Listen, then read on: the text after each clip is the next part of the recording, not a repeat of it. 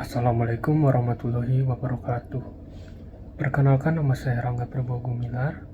Ini adalah video tugas besar 2 mata kuliah perekonomian Indonesia saya. Pertanyaan pertama adalah konsep dan tujuan dari kebijakan pemerintah mengenai otonomi daerah sebagai salah satu percepatan pembangunan di Indonesia. Otonomi daerah itu merupakan wewenang atau kekuasaan pada suatu wilayah atau daerah yang mengatur dan mengelola untuk kepentingan wilayah atau daerah masyarakat itu sendiri, mulai dari ekonomi, politik, dan pengaturan perimbangan keuangan termasuk pengaturan sosial, budaya, dan ideologi yang sesuai dengan tradisi adat istiadat daerah lingkungannya.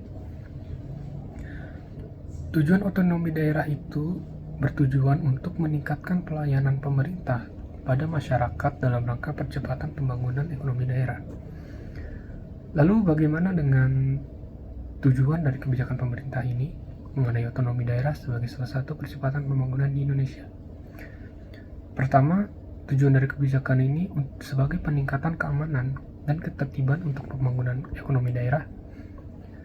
Yang kedua, sebagai peningkatan keamanan dan ketertiban untuk mewujudkan keserasian pembangunan antar pusat dan daerah. Lalu ketiga, otonomi daerah dapat dijadikan sebagai sarana pendidikan politik di tingkat lokal sesuai potensi dan cita-cita daerah. Lalu kita masuk ke pembahasan yang kedua. Pertanyaannya, masalah apa saja yang timbul akibat dari otonomi daerah ini? Dan kebijakan apa yang dilakukan dari pemerintah pusat guna mengatasi masalah tersebut? Pertama-tama saya berasal dari Kabupaten Agam, Provinsi Sumatera Barat. Nah, permasalahan yang saya ambil adalah pelimpahan wewenang dari pemerintah pusat kepada Kota Bukit Tinggi. Permasalahan yang terjadi di sini adalah Kota Bukit Tinggi ini berada di dalam Kabupaten Agam. Nah, di sini Kota Bukit Tinggi ini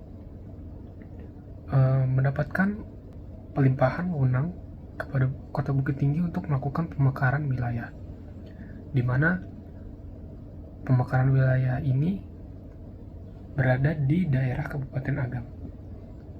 Nah, permasalahan otonomi daerah yang terjadi dalam hal otonomi daerah Kota Bukit Tinggi ini penolakan pemekaran oleh Kabupaten Agam. Jadi masyarakat yang menolak menyerahkan sedikitnya 34 desa untuk perluasan Kota Bukit Tinggi. Jadi masyarakat mendapatkan imbauan dari pemerintah pusat untuk menyerahkan 34 desa untuk pemekaran Kota Bukit Tinggi ini. Namun masyarakat menolak hal tersebut. Nah, sikap ini tuh sebenarnya tidak jauh berbeda dengan sikap masyarakat Papua yang menolak pemekaran Provinsi Papua. Lalu permasalahan yang kedua ini berdasarkan keputusan Kerapatan Adat Nagari atau KAN, desa-desa tersebut memilih kembali kepada pola hidup bernagari. Pola hidup bernagari artinya sistem pemerintahan yang tradisional. Jadi mereka tidak terlalu menanggapi tentang otonomi daerah, bagian kota atau bagian kabupaten. Jadi pola hidup bernagari ini merupakan sistem pemerintahan yang tradisional, dan mereka ingin bersama-sama kabupaten dan kota untuk melakukan kewajiban daerahnya masing-masing. Nah, jadi hal ini tidak mengenal adanya perbedaan wilayah berdasarkan batas politik antara Kota Bukit Tinggi dan Kabupaten Agam. Lalu permasalahan terakhir itu adalah keberadaan PDAM yang berada di Kota Bukit Tinggi. Dengan pemisahan tersebut tentunya akan merugikan Kabupaten Agam dengan kehilangan PDAM yang menjadi sumber pendapatan daerah. Solusi untuk permasalahan tersebut, kebijakan pemerintah pusat dalam menanggulangi masalah daerah ini, pertama-tama terdapat masalah penolakan pemekaran Kota Bukit Tinggi. Apa pemerintah pusat lakukan? Mereka sebaiknya segera membuat kebijakan yang bersifat umum yang menyangkut institusional design, jadi perencanaan kelembagaan, pemekaran daerah atau wilayah untuk sementara ini. Lalu untuk masalah penolakan pemberian 34 desa, pemerintah dapat melakukan pengembangan kerjasama antar lintas daerah yang baik. Diperlukan adanya pembebasan, diperlukan ruang bagi daerah untuk mengembangkan dan melaksanakan prakarsa daerah. Lalu untuk masalah kehidupan bernagari, pemerintah dapat melakukan pengembangan kerjasama antara daerah. Tidak hanya harus menaati pengambil alihan oleh pemerintahan di atasnya, namun harus dilakukan oleh mereka sendiri sesuai dengan kondisi dan permasalahan spesifik di daerah masing-masing. Sehingga tidak boleh ada paksaan yang dilakukan oleh pemerintah pusat dalam hal ini. Dan yang terakhir masalah PDAM. Pemekaran wilayah ini tidak perlu dihentikan, tetapi harus dilanjutkan dengan lebih meningkatkan efisiensi organisasi pemerintahan daerah dan pengorganisasian proses-proses pemekaran itu sendiri. Sehingga dalam hal ini tidak ada pihak yang dirugikan dalam hal pemekaran daerah Kota Bukit Tinggi ini. Lalu pertanyaan ketiga, berikan penjelasan tentang kebijakan fiskal yang dilakukan oleh pemerintah guna percepatan pembangunan struktural di Indonesia. Kebijakan fiskal yang pertama adalah kebijakan stimulus. Kebijakan stimulus ini mendukung percepatan pembangunan ekonomi sebagai kebijakan counter cyclical untuk mengembalikan kestabilan perekonomian yang sedang mengalami resesi atau krisis. Yang kedua ada kebijakan fiskal seimbang. Kebijakan ini mengatur untuk menyeimbangkan anggaran pemasukan dan pengeluaran. Kebijakan ini dapat berdampak positif karena negara tidak perlu berhutang. Tetapi negara harus dalam kondisi baik untuk melakukan kebijakan fiskal ini. Lalu ketiga ada kebijakan fiskal surplus. Kebijakan fiskal surplus ini mengatur jumlah pendapatan negara harus lebih besar dari pengeluarannya. Kebijakan kontraktif ini digunakan ketika negara mengalami inflasi atau kenaikan nilai-nilai dalam barang-barang atau jasa. Lalu yang keempat ada kebijakan fiskal defisit, mengatur agar pengeluaran atau belanja negara ini lebih besar dari pendapatan negara, dilakukan pada saat depresi. Lalu yang kelima ada kebijakan fiskal dinamis, mengadakan pendapatan yang dibutuhkan pemerintah seiring bertambahnya waktu. Nah, kebijakan fiskal ini sendiri pengertiannya merupakan penyesuaian pendapatan dan pengeluaran pemerintah sesuai dengan APBN yang telah ditetapkan untuk mencapai target pembangunan ekonomi yang telah ditetapkan sebelumnya. Lalu selanjutnya nomor 4, kaitkanlah hubungan kebijakan percepatan pembangunan tersebut bagi peran Indonesia dalam menghadapi globalisasi ekonomi. Jadi kaitannya hubungan kebijakan percepatan ini bagi peran Indonesia dalam menghadapi globalisasi ekonomi. Pertama, kebijakan pertumbuhan ekonomi. Kaitannya untuk menghadapi globalisasi ekonomi ini mampu memindahkan sumber daya dari sektor yang kurang produktif ke sektor yang lebih produktif. Lalu yang kedua, kebijakan percepatan pembangunan tersebut nomor 2 adalah kebijakan perdagangan internasional. Nah, bagi peran Indonesia dalam menghadapi globalisasi ekonomi, kebijakan ini sebagai respons terhadap perubahan dalam kebutuhan pasar global dan persaingan internasional. Lalu yang ketiga, kebijakan percepatan pembangunan dalam hal inovasi dan teknologi. Peran tersebut untuk Indonesia dalam menghadapi globalisasi ekonomi, perannya sebagai adopsi dan pengembangan teknologi baru. Inovasi teknologi mengubah cara produksi, distribusi, dan konsumsi oleh masyarakat Indonesia dan dilakukan dalam suatu sektor industri. Lalu kebijakan nomor 4 adalah kebijakan pembangunan ekonomi. Perannya untuk globalisasi pada negara Indonesia menggambarkan perubahan struktur perekonomian sebagai bagian dari upaya untuk mencapai kemajuan ekonomi dan sosial yang berkelanjutan. Lalu untuk kebijakan nomor 5, adanya perubahan struktural pada sektor industri. Perannya untuk Indonesia dalam menghadapi globalisasi membuka lapangan kerja, peningkatan produktivitas, adopsi teknologi baru, dan diversifikasi ekonomi.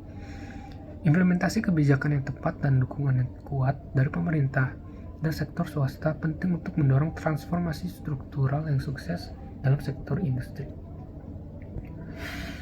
Lalu kita menuju ke pembahasan terakhir, yaitu pembahasan nomor 5. Identifikasi tantangan dan hambatan di masa yang akan datang dan apa solusi dari Anda sebagai SDM yang berada di dalam persaingan global saat ini.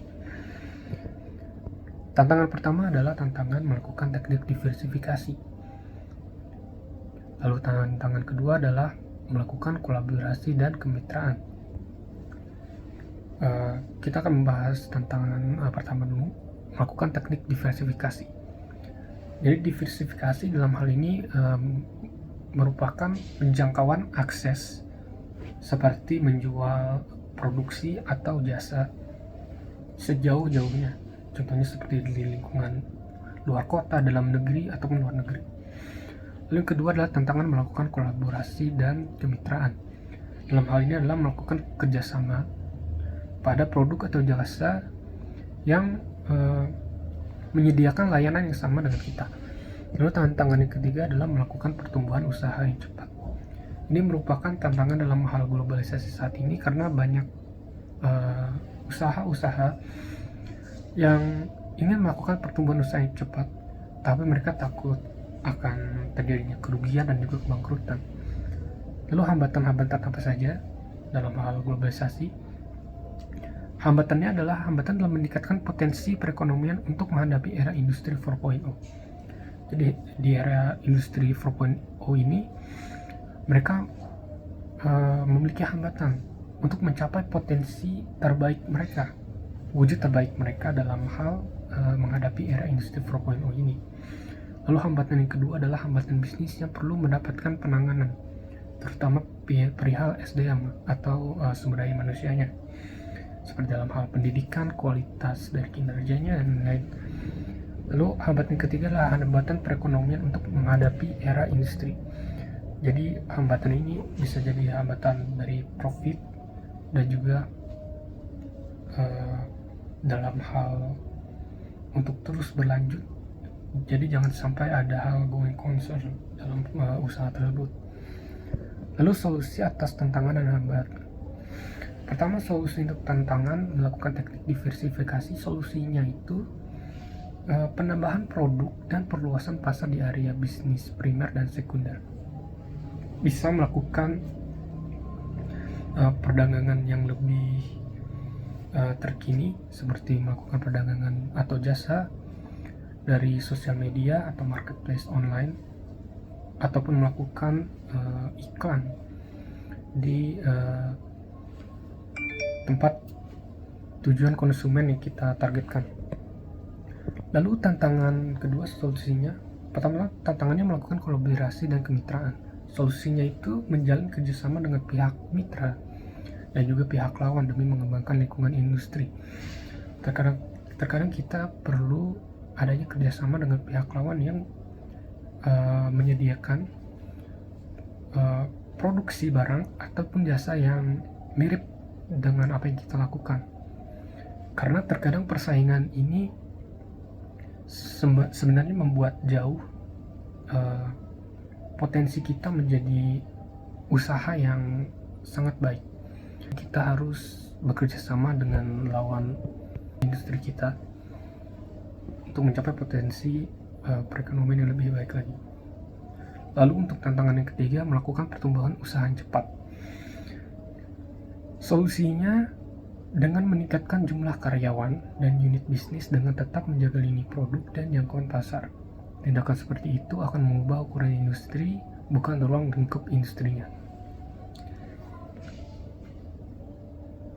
Lalu untuk hambatannya, pertama-tama adalah hambatan perekonomian. Solusinya mengembangkan ilmu pengetahuan yang telah didapatkan dengan mengimplementasikan langsung di dunia industri.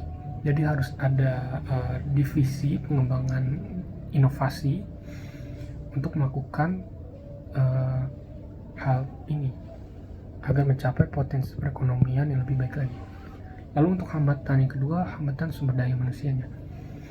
Bila kita memiliki pekerja atau karyawan yang SDM-nya belum mencapai potensi yang terbaik mereka, kita dapat mengadakan pelatihan dengan tujuan meningkatkan kualitas kinerja karyawan kita. Lalu yang terakhir adalah untuk meningkatkan potensi perekonomian. Solusinya adalah meningkatkan performa sebagai pelaku perekonomian dan membuka saran kritik yang sifatnya membangun. Kebanyakan dari kita merasa sudah sangat berpengetahuan sehingga kita menolak adanya kritik dan saran, dan itu akan menghambat kita untuk mencapai potensi perekonomian terbaik kita. Dan itu saja video dan penjelasan tentang tugas besar 2 saya mengenai tugas besar 2 mata kuliah perekonomian Indonesia. Kurang lebih ya mohon maaf. Wassalamualaikum warahmatullahi wabarakatuh.